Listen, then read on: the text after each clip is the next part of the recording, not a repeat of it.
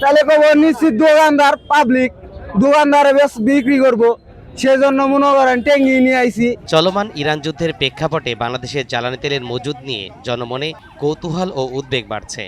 দেশে বর্তমানে কত জ্বালানি তেল রয়েছে এবং তা কতদিন চলবে, এই প্রশ্ন ঘুরে ফিরে সামনে আসছে।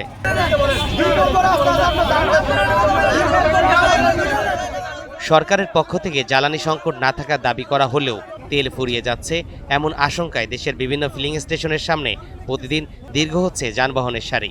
গ্রাহক ও বিক্রেতাদের মধ্যে বাকবিতণ্ডা কিংবা সংঘাতেরও অভিযোগ পাওয়া যাচ্ছে। আরএফএল এসডব্লিউআর পাইপই মাপে যা বলে তাই দেয়। RFL SWR pipe and fittings. এখন তেল নাই আমাদের ওইদিকে, দাম বেশি দেয়, আমি আই করছি এদিকে, কইলাম তাকে তেল নিয়ে আহি। হয় এখানকে মনে হয় মোটর সাইকেল যদি বোতল নিয়ে আহি, তাহলে কব নিশ্চিত দোকানদার পাবলিক দোকানদারে বেশ বিক্রি করব, সেজন্য মনে করেন ট্যাঙ্গি নিয়ে আইছি। এখন তো আমার তেল দিতে হবে, তো লাইনে দাঁড়ায় থাকতে হয় ঘন্টার পর ঘন্টা। এখানে তেলের যে ফিলিং স্টেশনের যে সিন্ডিকেট আছে তারা ইচ্ছা করে এগুলা করতেছে। অন্য তেলেই পাওয়া যাচ্ছে না। গত রাত্রে আমি টোকেন নিয়ে আইছি, এই টোকেনে সকাল থেকে আসতো, আমি খবর নিতে আসি যে কেমন বিজি, কয় আসছো না, এখন অনেক বিজি। হঠাৎ করে আমার এক বাইক নিয়ে ফোন দিচ্ছে, এখন কিছু হালকা আছে তা আসছো, এই জন্য আমি আসলাম। এরপরেও আমি 1 ঘন্টা দাঁড়ায় নিছি।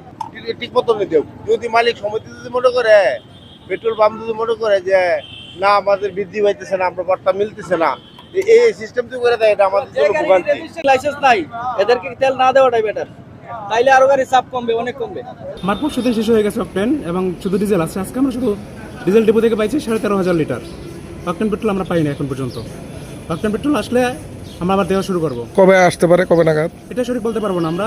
একই সঙ্গে অবৈধ মজুদ ঠেকাতে বিভিন্ন স্থানে অভিযান চালানো হচ্ছে, করা হচ্ছে জরিমানা, এমনকি মজুদের তথ্য দিলে পুরস্কারের ঘোষণা দিয়ে রেখেছে সরকার।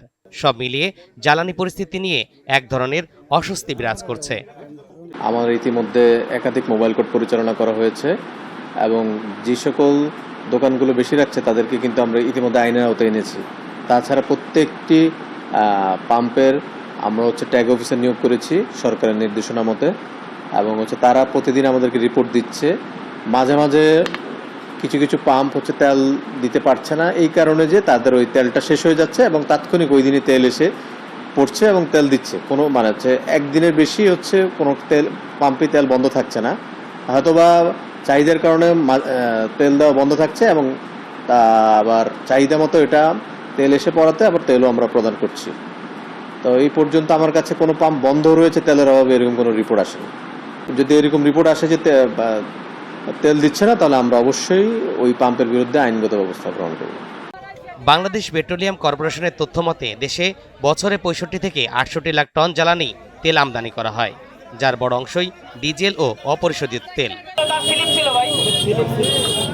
অকটেন অল্প সংখ্যক আমদানি হলেও এর বড় অংশই দেশে উৎপাদিত হয়। জ্বালানি চাহিদা মেটাতে বাংলাদেশ মূলত সৌদি আরব, সংযুক্ত আরব আমিরাত, ভারত, মালয়েশিয়া ও সিঙ্গাপুরের উপর নির্ভর করে থাকে। তবে বাংলাদেশে তরল জ্বালানির সংরক্ষণ সক্ষমতা সীমিত হওয়ার কারণে পুরো বছরের জ্বালানি একসাথে মজুত করা সম্ভব নয়। তাই নিয়মিত আমদানি ও ব্যবহারের মধ্য দিয়ে সরবরাহ ব্যবস্থা সচল রাখা হয়। তাই এখন প্রশ্ন উঠছে, তেলের মজুত কত?